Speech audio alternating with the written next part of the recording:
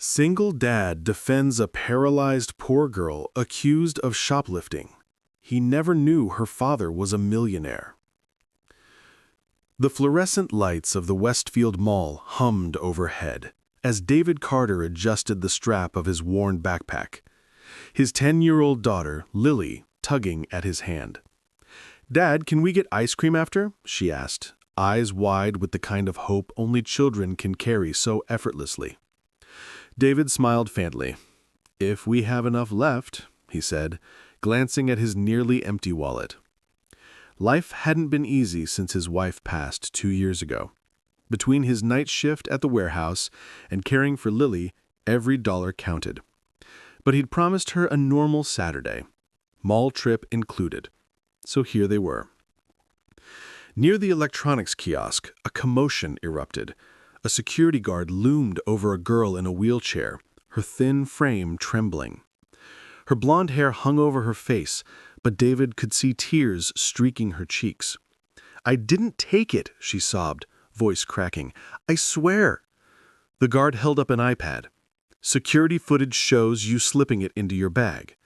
"No, I was just looking. My battery died and I needed to call my dad." "Save it," the guard snapped. "You're coming with me." Lily squeezed David's hand tighter. "Dad, she looks scared." David's chest tightened. He remembered being accused of things he didn't do, back when he was young, poor, and no one believed him. Without thinking, he stepped forward. "Hold on." The guard turned, scowling. "This doesn't concern you, sir." "It does when you're bullying a child in a wheelchair," David said, voice steady by despite his racing heart. He knelt beside the girl. "What's your name?" "Mia," she whispered, eyes red and swollen. "Mia, did you steal that iPad?" "No, I swear. I wanted to call my dad. My phone died and I got lost. I didn't know where I was." David looked at the guard. "Let me see that footage." Reluctantly, the manager was called. They reviewed the grainy video together. It showed Mia wheeling near the display, pausing to look at the iPad, but never touching it. The bag the guard referenced? It was empty. The real thief had been a teenager who'd slipped behind her moments later. The guard's face flushed. "My mistake." Mia burst into fresh tears. David gently placed a hand on her shoulder. "It's okay. You're safe now." Lily handed Mia a crumpled tissue from her pocket. "Here, my dad always says crying is just your heart washing its face." Mia managed a small smile. "Where's your dad? Should we call someone?" Mia shook her head. He's been looking for me. I ran away." "Why?" Lily asked softly. Mia looked down. "After the accident, Mom gone, legs not working, I thought he didn't want me anymore. He's always working. So I left. I've been sleeping in the bus station for 3 days." David's heart shattered. Without hesitation, he said, "You're coming with us." He wheeled Mia to the food court, bought her a warm meal, and called the police, not to report her, but to help locate her father. As they waited, Mia opened up. She loved drawing, used to play piano before the car crash that took her mother and left her paralyzed. She missed her dad terribly, but was too ashamed to go back. 2 hours later, a black SUV screeched to a halt outside the mall entrance.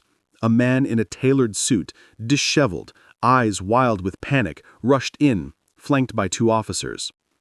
"Mia!" he cried, dropping to his knees beside her wheelchair. He hugged her so tightly David thought he might never let go. "I've been searching everywhere. I thought I lost you forever." Mia sobbed into his shoulder. "I'm sorry, Daddy." The man looked up, tears streaming. "Thank you," he said to David, voice thick with emotion. "Whoever you are, thank you for protecting her." David shrugged, just did what anyone would. But the man insisted on knowing his name. "I'm Daniel Reyes, and I owe you more than I can ever repay." David didn't recognize the name, but Lily gasped. "Reyes? Like Reyes Tech? My teacher said he's like a billionaire." David blinked. Daniel Reyes, the tech mogul whose company revolutionized medical AI, was Mia's father. Daniel stood, still holding Mia's hand. I've spent millions searching for her. Hired private investigators, ran ads, offered rewards, but she'd vanished. I was losing hope. He turned to David. You didn't just save her from humiliation. You brought my daughter home. David felt overwhelmed. I couldn't walk away. Daniel's eyes gleamed with resolve. Then let me walk with you. The next week, David received a call.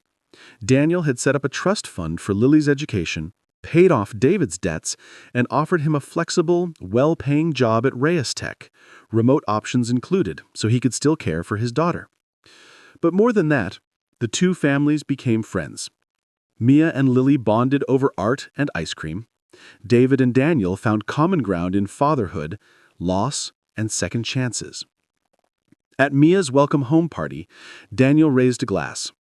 A stranger saw my daughter not as a burden, but as a child worth defending. In a world that often looks away, David looked in. That's the rarest kind of courage. David smiled, watching Lily and Mia laugh together on the patio. He didn't know Mia's father was a millionaire. He'd only seen a scared girl who needed someone to believe in her. And sometimes, that's all it takes. A single act of kindness to rewrite two families' stories forever. Because, in the end, compassion doesn't check bank accounts. It just shows up and changes everything. If you believe in kindness and second chances, please like, share, and subscribe to ACA Storytales for more emotional stories. Your support helps us spread hope to millions. Thanks for watching.